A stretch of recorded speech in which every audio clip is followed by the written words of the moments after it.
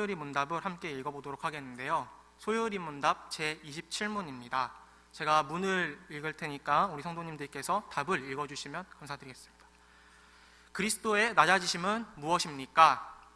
그리스도의 낮아지심은 그분의 태어나심, 그것도 낮은 여건으로 태어나신 것과 율법 아래 사신 것과 이생의 여러 비참과 하나님의 진노와 십자가에 저주된 죽음을 겪으신 것과 묻히신 것과 얼마 동안 죽음의 권세 아래 거하신 것입니다. 제가 1994년생인데요. 올해 1994년 이래로 최대 지금 폭염이라고 제가 들었습니다. 무슨 이야기 하시나 하셨죠? 우리 함께 옆 사람과 함께 축복하며 인사했으면 좋겠습니다. 이 무더운 여름 서로 건강한 여름 낮이라고 우리 주 안에서 건강하세요 하고 옆 사람과 함께 인사하시겠습니다. 주 안에서 건강하세요.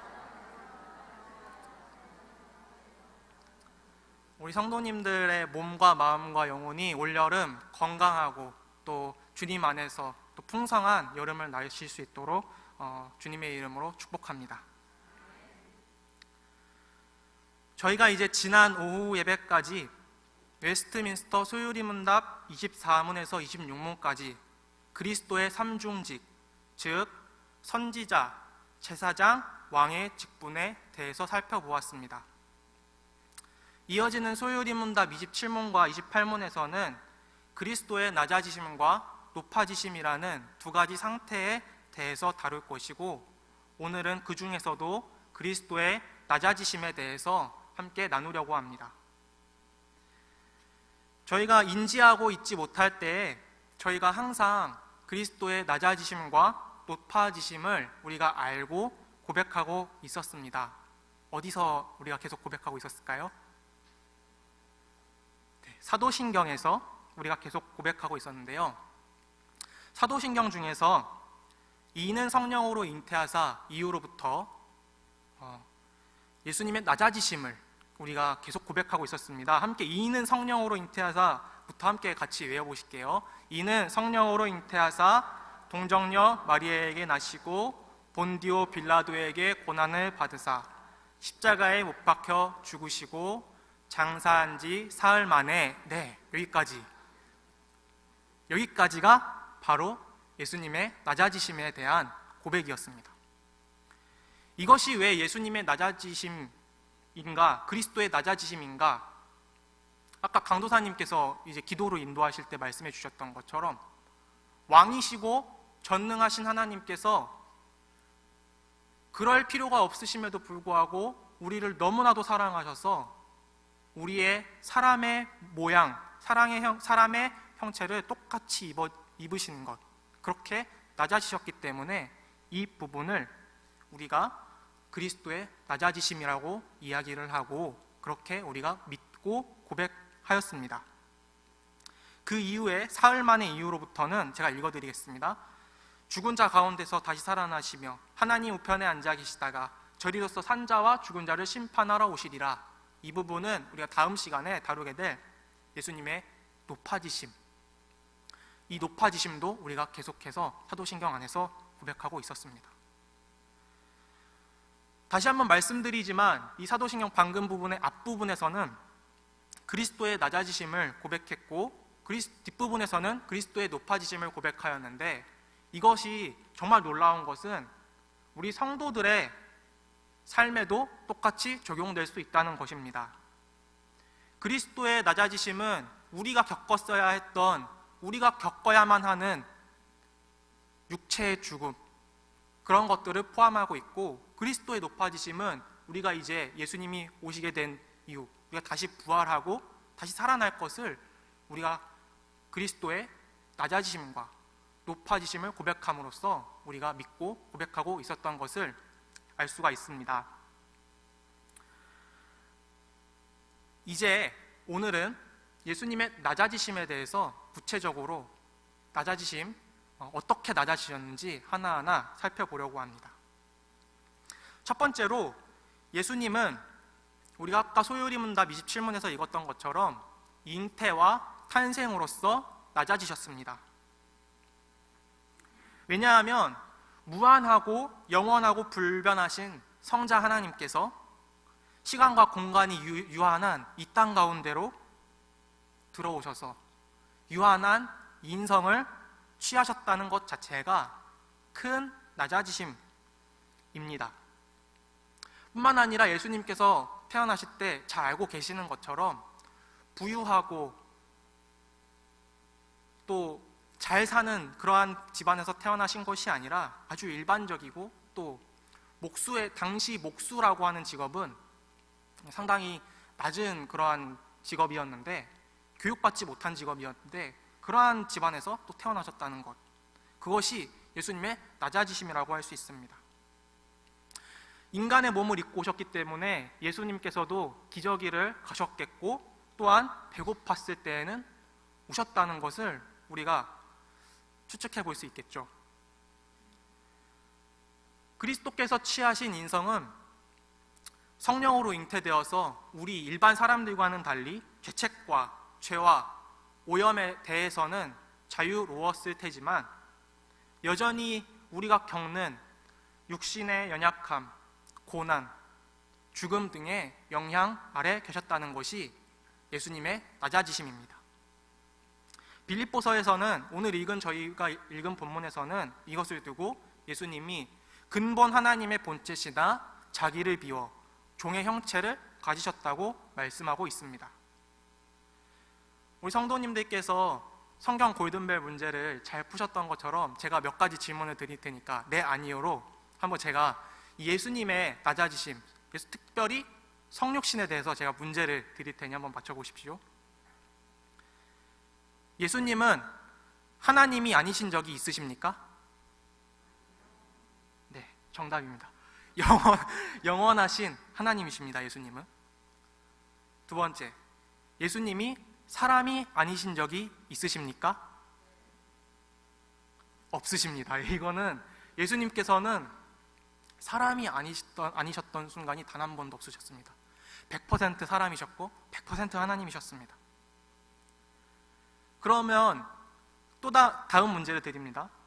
예수님의 성육심은 나심으로부터일까요? 아니면 잉태로부터일까요? 잉태로부터입니다.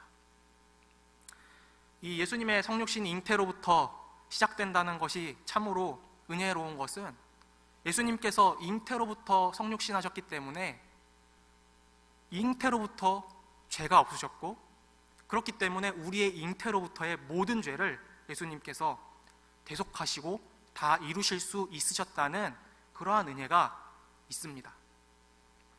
마지막으로 한 가지만 더 질문을 드리겠습니다. 예수님은 사람으로서 하나님이 아니신 적이 있으십니까? 없으십니다. 잠시라도 사람으로만 계신 적이 없고 잠시라도 하나님만으로만 계신 적이 없으신 분이 바로 예수님이십니다. 그래서 마리아는 비록 원죄에 속하지만 성령으로 잉태되어서 즉시 거룩해지셨으므로 사람에게 나셨지만 죄가 없으시다는 것, 이것이 우리가 꼭 기억해야 할 성육신의 신비라고 할 수 있습니다. 계속해서 예수님이 어떻게 낮아지셨는지 두 번째로 말씀을 드리겠습니다. 예수님은 삶과 죽음으로 낮아지셨습니다. 특별히 예수님의 삶은 율법 아래 사시고 또 여러 비참을 겪으셨습니다. 예수님께서는 성부와 성령과 함께 세상을 창조하셨습니다. 그래서 세상의 모든 존재의 법칙과 방식을 세워주신 분이십니다. 또한 예수님께서는 율법에 매이는 분이 아니시라 율법을 사람들에게 주시는, 허락하시는 그런 위치에 계십니다. 그런데 율법의 주인 되시는 분이 몸소 율법을 지키는 사람이 되셨습니다. 하나님의 법을 지키지 못한 태초의 사람, 그리고 그의 후손들, 아담과 그의 후손들은요, 하나님의 말씀을 지키지 못했습니다. 그리고 이스라엘 백성들도, 그리고 우리에 이르기까지 하나님의 말씀을 지키지 못했습니다. 그러나 둘째 아담인 예수님께서는 스스로 모든 참된 율법을 지키는 삶을 살아내시고 스스로 완전한 율법이 되심으로써 모든 사람에게 하나님의 자녀가 되시는 은혜를 주셨습니다. 또한 예수님의 삶은 그의 인생 동안 비참을 겪으신 삶입니다. 이 비참은 우리가 겪었어야 하는 비참인데 아담과 하와의 범죄로 인해 이 세상과 인간이 저주 아래 놓이게 되었죠. 그래서 우리 인간의 삶은 비참한 삶에 놓이게 되었습니다. 그러나 예수님께서 아담과 하와 그리고 그로 인한 모든 고난을 일생 동안 몸소 감당하셨습니다. 천지를 만들고 주관하시는 영원하고 광대하신 하나님께서 유한한 피조물이 되어서 명령을 지키는 종의 삶을 사신 것뿐만 아니라 모든 사람에 대한 하나님의 진노를 다 대신 받아 겪으시는 처절한 고난을 겪으셨습니다. 계속해서 예수님의 죽으심은 십자가의 저주를 감당하는 죽음으로 그의 죽음까지 비참한 낮아지심을 겪으셨습니다. 그리스도께서는 우리가 잘 알다시피 자연사나 사고사나 병사로 죽으신 게 아니라 로마 제국의 법정에서 사람에게 사형 선고를 받아서 십자가형을 당하셨습니다. 십자가형은 당시에 죄수가 매달려서 바로 죽지 않고 죽기까지 너무 오래 걸리고 또 고통스럽기 때문에 당시 로마인에게는 허용되지 않는 그러한 형벌이었습니다. 그래서 흉악범이나 외국인 또 노예에게만 허용된 끔찍한 형벌입니다. 그러한 지상에서 가장 끔찍한 형벌로 예수님께서 죽으신 것 뿐만 아니라 로마 총독 빌라도로부터 혐의가 없다는 판결을 처음에 받았으나 유대인들의 강압 때문에 최종 판결이 십자가형으로 바뀌었고 그리스도께서 무죄지만 사람들의 죄를 대신 짊어지고 죽으셔야 했음이 로마 법정에서도 드러났습니다. 그래서 예수님께서는 십자가상에서 이렇게 부르짖으십니다. 나의 하나님, 나의 하나님, 어찌하여 나를 버리셨나이까. 그리고 예수님께서 어떻게 낮아지셨느냐? 세 번째로는 죽으신 후로부터 부활하시기까지 낮아지셨습니다. 우리가 함께 예수님께서 묻히신 내용에 대해서 함께 말씀을 읽어보았으면 좋겠는데요. 마가복음 15장 46절 말씀입니다. 예수님께서 묻히신 장면이 마가복음 15장 46절에 있는데 화면을 보시고 또 성경을 펴시고 함께 한 목소리로 읽어보겠습니다. 요셉이 세마포를 사서 예수를 내려다가 그것으로 싸서 바위 속에 판 무덤을 넣어두고 돌을 굴려 무덤 문에 놓으매. 아멘. 예수님께서 실제로 죽지 않으셨다는 그러한 주장을 하는 사람들이 간혹 있으나 예수님께서 죽으셔서 장사되시고 또 묻히셨다는 것이 성경에 명확하게 기록이 되어 있습니다. 이처럼 예수님께서는 사람과 같이 죽으시고 아리마대 사람 요셉에 의해서 무덤에 묻히십니다. 죽으실 수 없는 영원 불멸의 하나님께서 인성을 취하셔서 죽음을 맛보시고 또 한동안 무덤에 매장된 상태를 겪으셨습니다. 그래서 신자들은 예수님의 장사되심으로 말미암아서 우리가 무덤에 비록 묻히긴 하지만 우리가 영원히 썩은 채로 있지 않고 또 영원히 죽어 있지 않고 오히려 다시 살아날 수 있게 되는 그러한 은혜를 우리가 입게 되었습니다.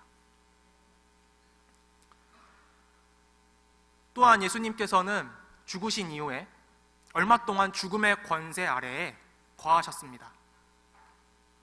이는 우리가 겪어야 했던 저주받고 버림받은 사람의 영혼이 겪는 무서운 고통들을 당하셨다는 것을 의미합니다. 이 부분에 있어서 교회는 지옥 강하 교리라고 설명해 왔는데, 최근까지도 이 지옥 강하 교리가 논란이 되어 왔습니다. 지옥으로 내려가셨다. 한때 약 400년, 500년경에 사도신경에도 이 예수님이 지옥에 내려가시고 라는 그러한 내용이 들어가 있었다고 합니다. 이 지옥 강하의 근거로 사용되는 유일한 근거 구절이 베드로전서 3장 19절에 있는 말씀인데요, 제가 읽어드리겠습니다. 그가 또한 영으로 가서 옥에 있는 영들에게 선포하시니라 라는 말씀이 이 베드로전서 3장 19절에 있는데요, 칼빈은 이 구절에 대해서 예수님께서 실제로 지옥에 내려가신 것이 아니라 문자적, 장소적, 유형적으로 우리가 해석할 것이 아니라 영적으로 해석을 해야 한다라고 칼빈은 이야기한 바가 있습니다. 왜냐하면 로마 가톨릭이 이 구절에 대해서 어떻게 이것을 잘못 사용하느냐 하면, 이 지옥에 내려가시고라는 문구를 문자적으로 해석하여서 예수님을 믿지 않고 죽은 자들을 위하여서 돌이키기 위하여서 기도를 한다면 그들을 지옥에서 천국으로 구원해낼 수 있다라는 잘못된 교리를 만들어내고 그것에 정당성을 부여하는데 이 교리를 사용하기 때문에 이것을 우리가 영적으로 해석해야 하고, 또 사도신경에서 오늘날 빠지게 되었다라고 우리가 이해를 하면 될 것 같습니다. 그러나 이 지옥 강하 교리, 이 영적으로 예수님께서 지옥에 내려가셨다라고 우리가 해석하는 것, 이것이 칼빈은 유익하다고 하였는데, 왜냐하면 주께서 사망으로 인한 영혼의 고통을 당하셨으나 그 고통에 매이지 않고 사망을 이기셨음을 가르침으로 이것이 유익하다고 봅니다. 이 교리를 통해서 우리는 우리에게 전가되는 그리스도의 공로가 그분의 육체뿐만 아니라 그분이 영혼으로 당한 고통도 포함한다는 사실을 우리가 확신할 수 있게 됩니다. 그러니까 예수님께서 지옥에 내려가셨다는 것을 우리가 장소적으로 우리가 볼 것이 아니라 영적으로 봐야 한다는 것을 우리가 기억하면 좋겠습니다. 그리스도께서 사람의 몸을 입으시고 낮아지신 이유는 무엇입니까? 혹시 대답을 해주실 수 있으신가요? 그리스도께서 낮아지시는 이유는 무엇입니까? 아마 주일학교 아이들, 그리고 저에게 이것을 처음에 아마 질문을 하더라도 저는 이렇게 대답할 것입니다. 우리를 너무나도 사랑하셔서 자신의 그 무한하시고 영원하신 그 하나님의 형체를 내려놓으시고 우리 인간의 몸을 입으신, 우리를 너무나 사랑하셔서라고 대답을 할 텐데요, 제가 조금 더 구체적으로 두 가지 이유를 들어서 예수님께서 왜 낮아지셨는지 설명을 드리겠습니다. 첫 번째로는 사람에게는 하나님께로 올라갈 힘이 없으므로 그분이 우리에게 내려오셨어야 했습니다. 우리에겐 하나님께 올라갈 힘이 없죠. 우리에겐 하나님으로 나아갈 힘이 없습니다. 그래서 하나님께서 직접 우리에게 찾아오셔야 했습니다. 두 번째로는 하나님의 아들이 사람의 아들로서 구원주가 되신 것은 중보사역을 이루기 위하셨다. 비슷한 말인데요, 우리와 하나님의 사이를 연결해 주시기 위하여서 그 두 하나님과 인간의 모든 형상을 다 취하셨다 라는 것입니다. 이 칼빈은 이 부분에 대해서 어떻게 설명을 하였냐면, 잘 들어보십시오.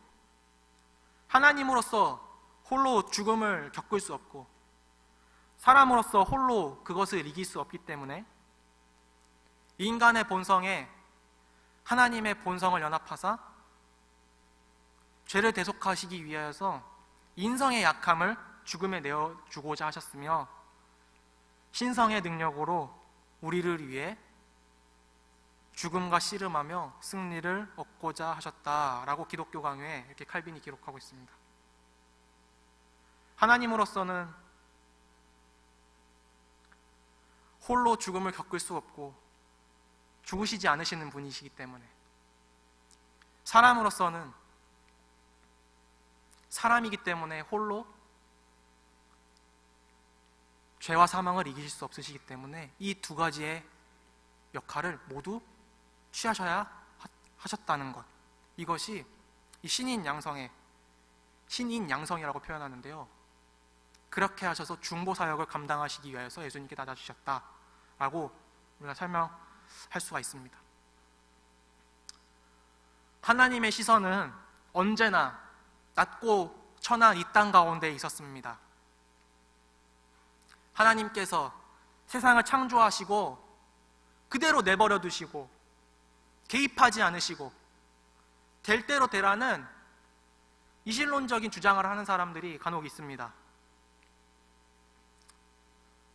믿는 사람들 중에도 이런 생각을 하고 계시는 분들이 계실 수 있어요. 누군가 세상을 만들었겠지. 그래서 그런다고 내 인생이 뭐가 어떻게 되는데, 뭐가 달라지는데.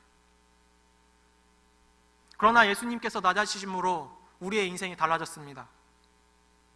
우리는 그야말로 예수님으로 말미암아서 우리 스스로 왕 같은 제사장, 그리고 거룩한 백성이 되었고 성령의 전이 되었다고 말씀이 기록하고 있습니다.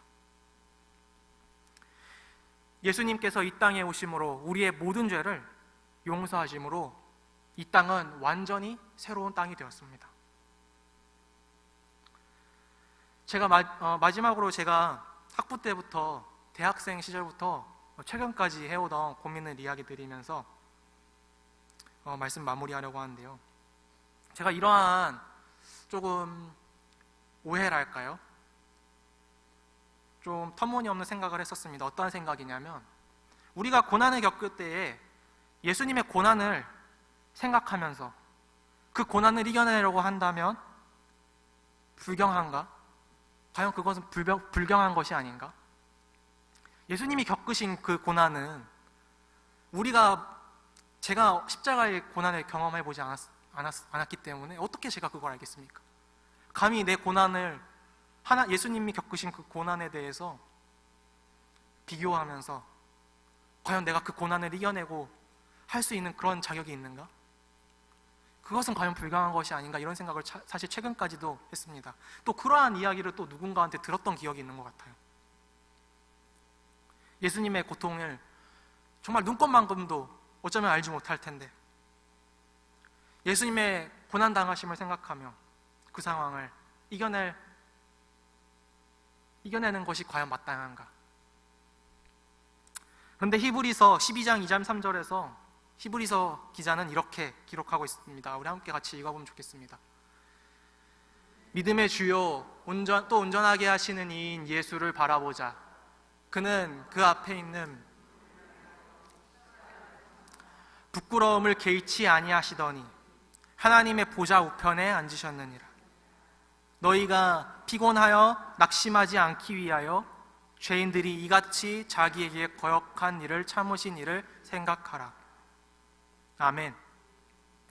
우리가 힘들고 어려울 때, 특별히 교회에서나 아니면 복음을 위해서 고난을 받을 때, 우리가 예수님의 고난을 생각하면서 견뎌내고 또 이겨내려고 노력하는 것은 바람직한 것이라고, 또 그렇게 하라고 히브리서 기자는 말씀하고 있습니다. 마찬가지로 또 제가 했었던 잘못된 오해는 이와 비슷한 것인데요, 예수님의 낮아지심을 따라 나도 겸손한 삶을 살자 라고 생각하면 이 또한 불경한 것이 아닌가라는 생각을 스스로 한 적이 있습니다.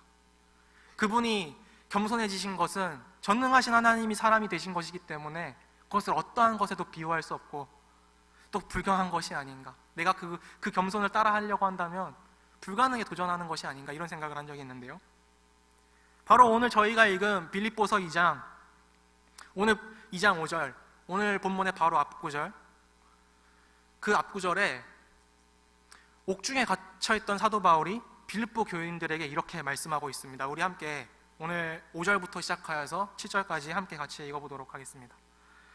너희 안에 이 마음을 품으라.